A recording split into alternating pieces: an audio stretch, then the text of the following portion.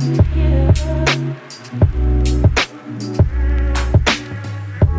there, and welcome to another edition of Health Matters, a presentation by the Ministry of Health.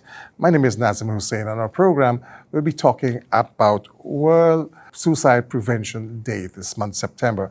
And I've got with me in the studios Dr. Mark Constantine, Head of Psychological Services of the Ministry of Health and Mental Health Unit, and Ms. Khadija McClure, a clinical psychologist attached to the Mental Health Unit.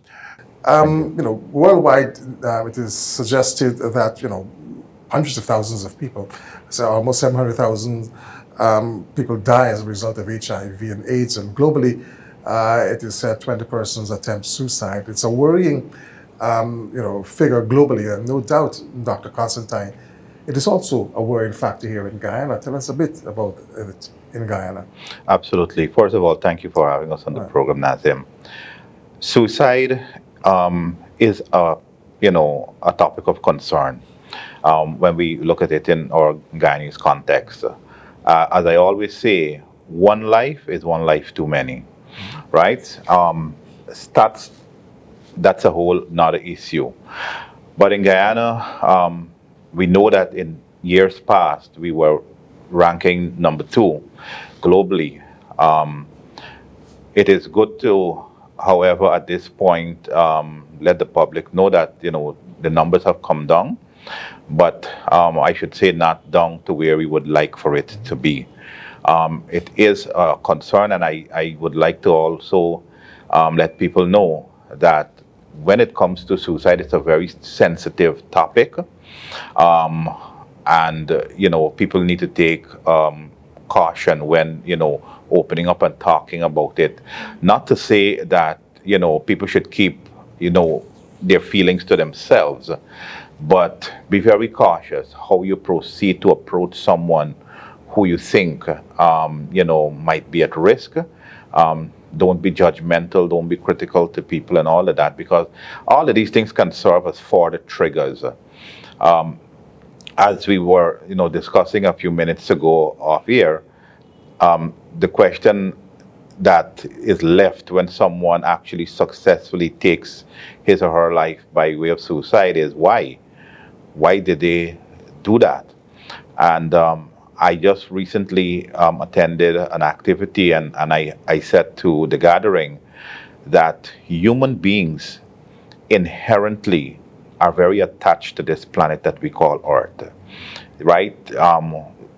And so when a person makes a decision to say that I no longer want to be here, and I want to leave my loved ones, and I want to leave my possessions, and leave whatever behind, then that's alarming, and there has to be something very deep that is driving a decision of such. It is a very sensitive issue, but the Ministry of Health and the Mental Health Unit being the unit that is more or less responsible for it, we're working very hard and putting systems and programs in place to try to further bring down the numbers from wherever they're at. Ms. McClure, some of your experience as you're young, and you've come in with stories, and you've heard stories of people doing self-harm. What do you think is driving that in a local scenario? Thank you so much for that question. This is something that has been affecting a lot of people, but it's been specifically affecting our young people, our adolescents, and our young adults. And there's so many reasons why and how people get to that point. Something that's very common whenever people talk about their suicidal thoughts or these ideation is a feeling of isolation, where they feel as though they can't share about their personal lives or their personal experiences with those around them because they won't get that support that they need. They feel very lonely. They feel like there's nobody that they can turn to. We also find a lot of hopelessness, where they think that there's no way out of my situation. And that often happens when there are financial problems, where people feel like they don't have the finances that they need to meet basic needs, and they think that there's no end in sight to this struggle. There's no end in sight to the pain or hurt that I'm feeling, and that often leads to those thoughts. We have people who experience grief. or any types of loss. It could be loss of a person, loss of a relationship, loss of a lifestyle, and that really affects people and takes them to that point. There are also things like substance use. Drinking alcohol and using other types of drugs, they lead to a lot of imbalances in the brain that cause feelings of sadness and loneliness and this isolation that further propel those suicidal thoughts. So we have so many reasons, but the overall is that feeling that I need this pain or I need this hurt to end. This month, September, absolutely. the Ministry of Health has been focusing on suicide prevention. Suicide Prevention Day was on September the 10th. When we come back, we'll be talking some more with Dr. Constantine and Ms. McClure on suicide and other issues related to suicide. Don't go away. Hi, I'm Katina. It's been quite a roller coaster for me for the past 6 months. I've experienced anxiety attacks, dealt with burnout, and even got diagnosed with hypertension. Talk about a handful, right? In addition to prescribing medication, my doctor emphasized the need for me to shake things up a bit and make some serious changes in my life. Life can get chaotic, and if you don't prioritize your physical and emotional well-being, you might end up in a situation like mine or even worse. Carving out time for yourself through activities like reading, meditating, exercising, sleeping more, trying new things, and eating healthier can lead to a happier and healthier life. Remember to schedule regular checkups with your healthcare provider. Annual exams, screenings, and preventative care can help detect and prevent health issues early on. Remember, your well-being matters. A message from the Ministry of Health.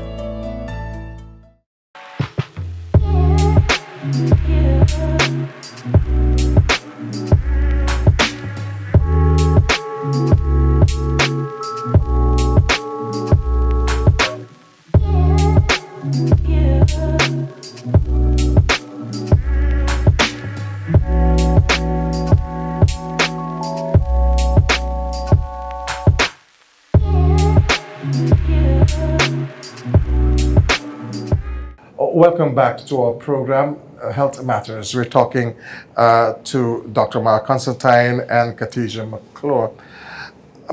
Dr. Constantine, you mentioned something before the break. Man by nature is a survivor. But yet, Ms. McClure mentioned some of those triggers that would push someone overboard. And yet people know this. I mean, the ministry has been doing great work in sensitizing people. And you mentioned support. What can you tell the people out there who are depressed, who are going through some sort of mental health issues, and who, for some reason or other, just don't want to go, or they don't know what should they do? Thank you for that question, Nazim. The first thing is that And of course, I know the answer, it will not be a plaster for all the situations. right, exactly. But people, first of all, need to be aware of their feelings. Know how you feel. Pay attention to your feelings. Ask questions. Why am I feeling the way I'm feeling? To what Khadijah was saying, people feel a sense of hopelessness and they just want a way out of their situation, right? People don't necessarily want to die. They just want to get out of the situation. Correct. And it is a feeling of feeling trapped, right? It's a feeling of you feel suffocated, right? It's like, I can't get out of this. There's no light at the end of the tunnel. But I would say to people that there is always help out there. The reason why a lot of people end up in an undesirable situation sometimes is because they keep to themselves. They keep their situations and their issues to themselves. They're not aware of their feelings a lot of times. And I would say that people find someone to talk to.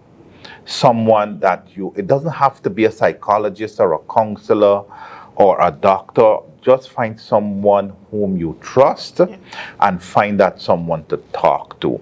Sometimes just being able to let out and to express oneself helps one mental state and emotional state, to get back to some level of where they start to now see some light at the end of the tunnel.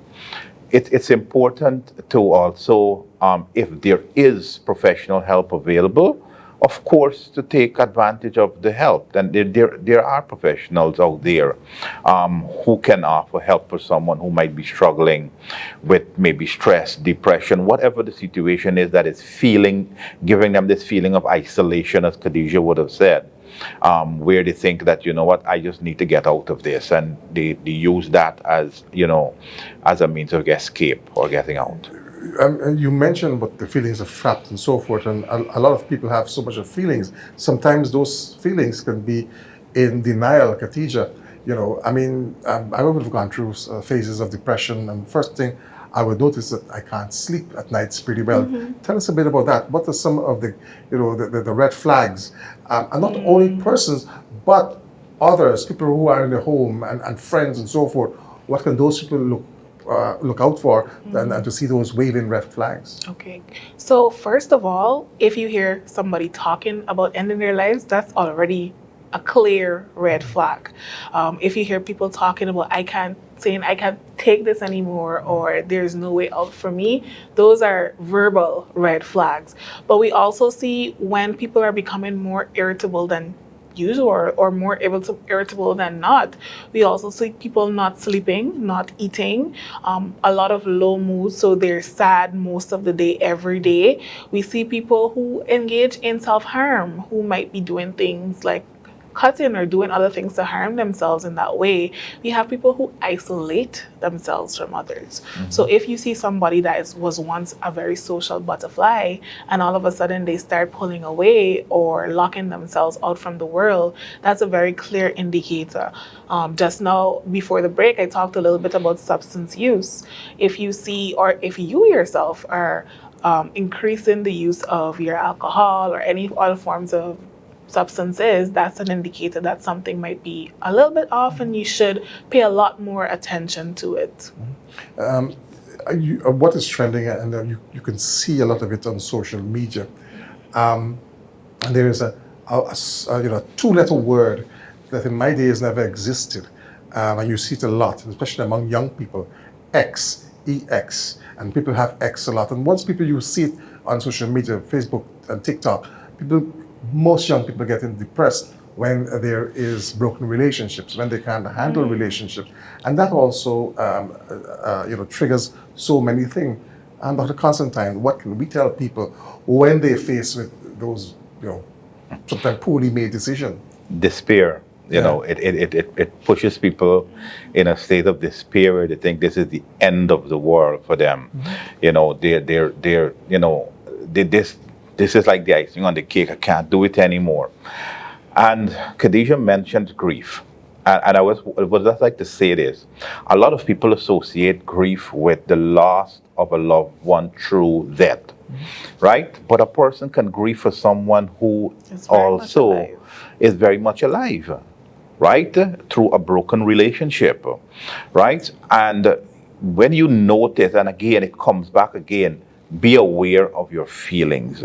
If you used to sleep and sleep well, and then suddenly a situation come up in your life, and now suddenly you find that you can't sleep, that is a red flag. There's something that is causing you not to be able to sleep. And there's the difference between what's going on in your conscious and your subconscious mind. And there are people who don't understand that subconsciously something can be affecting you that is causing you to have sleepless nights. So having a broken relationship, loss of a job, a person can grieve over the loss of a job and despair over that. If you know it, it's a loss of a job is a loss of income, right? It's a loss of for some people, their lifestyle. It's a loss of friendship and a whole host of different things. So one has to pay attention to their feelings. And I would like to say this also, Nazim, to people, around people who might be struggling or having a bad day, for lack of a better term. Give them support. Give support, non-judgmental support. Sometimes when people feel that they're in a state of despair, all they need is a listening ear. Somebody who would say, listen, they might not even understand what you're dealing with, but just to say, I understand, right? And be empathetic about it can go a very, very long way. When people don't see the light at the end of the tunnel, sometimes you got to be that torchlight and flash it and let them see it We're at the end. seeing it's regular now. If people, you really look at what's happening, especially on Facebook, people are giving signals, and then what happened is you have the comments, which doesn't help. You're young, Ms. McClure. What can some of the comments be when you encounter a person who is talking about a fed up and I can't take it anymore? Well, first I would And like that fed up is can be accessed globally, can be accessed and anybody. What do we tell those people who will deliberately either assist or maybe throw fuel on a fire? What should those comments be? First of all, whether it's verbal or through comments, your words matter. And your words matter a lot to these people who are experiencing these thoughts. So whatever you say to this person, whether it's jokingly or not, can have a very lasting impact on their thoughts about themselves. So it's very important to always be kind, to always be empathetic to these people. Be able to put yourself in their shoes, to try to get some sort of understanding of what they might be experiencing. Sometimes we like to tell people things based on our perspective and not considering theirs and what they might be going through. So whenever you see people posting things like this online, it's important to empathize with them. But something I would also want to add is that if you see this, and for example, if it's a friend on Facebook or Instagram or something, you can be able to offer a listening ear. Say, or we have things like private messages and DMs. Message that person and be like, hey, I saw you post this. Is everything okay? If you need someone to talk to, I can listen. Something as simple as that goes a long way. And, we were talking about reaching out to your support systems, and something that I want to say to those support systems, let's say this person comes to you to tell you about their thoughts. You let them know that I am listening to you. However, I am not a professional. I'm not a mental health professional. So although I'm listening to you, I cannot help you in the way that a mental health professional would. So at the end of that conversation, it should be, let's check this out. Do you need me to help you? Do you need me to go with you? You're still offering that support, but you're letting them know that there is professional help available. And something that people do is that they become sworn to secrecy. Now, who does that help? When you're sworn to secrecy and someone tells you their thoughts of suicide. Now, of course, this doesn't mean you're going to go broadcast this information, but you're letting them know that, hey, if I realize that you're getting to the point where you may leave and do something to harm yourself, I would want us to reach out to somebody who can help a little bit better. I would want us to go to a place, a health center or a hospital that can help you a little bit better than I can, because I'm worried about your well-being. So we're offering a listening ear, but we're also letting them know that I am not a mental health professional and I would love to help you get to that person. Of course, you want to normalize it and make them feel like there's nothing wrong. Of course, there is nothing wrong with reaching out for help in that way. If you fall and you break your arm, you would go to the hospital, you go to the doctor. It works the same way for thoughts of suicide. Dr. Constantine, do you think it's time now that the HR departments and workplaces now really focuses on adopting well-being measures for their staff, just as how they have for other issues? Should really there should be a workplace policy for well-being. Absolutely, Nazim. Your most valuable resource in any entity is your human resource. And without mentioning the name, there are a few companies who would have started to adopt that. I can tell you that because a few of them reached out to me to provide some training and such like for their staff. And I did that, and there are two particular companies who reached out and said, listen, we have a number of staff that are approaching retirement. And we know that the psychosocial impact it can have on them. Please come do a session. And personally, I have to admit, I didn't realize the impact that a person who would have spent 25 and 30 years working for a particular entity, how it can mentally affect them to know that they're coming off and they're, to some extent, losing their relevance that they might have had and their influence in that company, losing your income as you knew it. So I definitely agree that across the board it should be adapted and more attention should be paid to that aspect of things. We'll take a break, and when we come back, we'll have more for you. We have our final segment coming up. It's easy to forget about your mental health. So taking a break and prioritizing your mental well-being is crucial.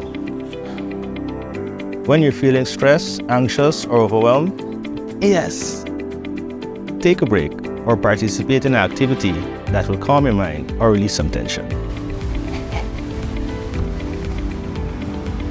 Meditate, eat right, sleep in, exercise, or do something you enjoy with friends and family. Be bold and talk to someone you trust. With the proper support, you don't have to go through this alone.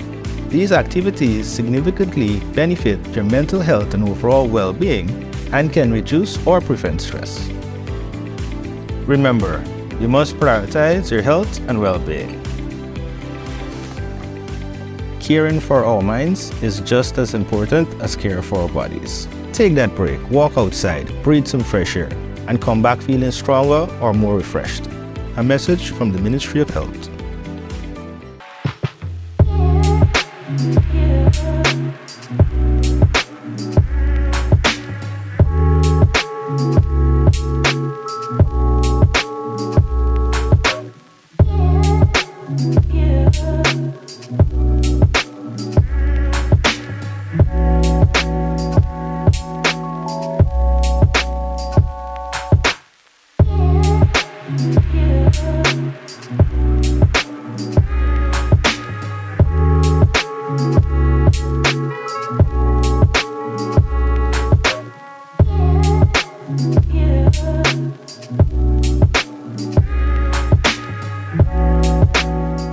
Welcome back to our program. Dr. Constantine, I'm quite sure you guys are busy with the mental health unit there. Tell us a bit of some of the services and offer there at the unit.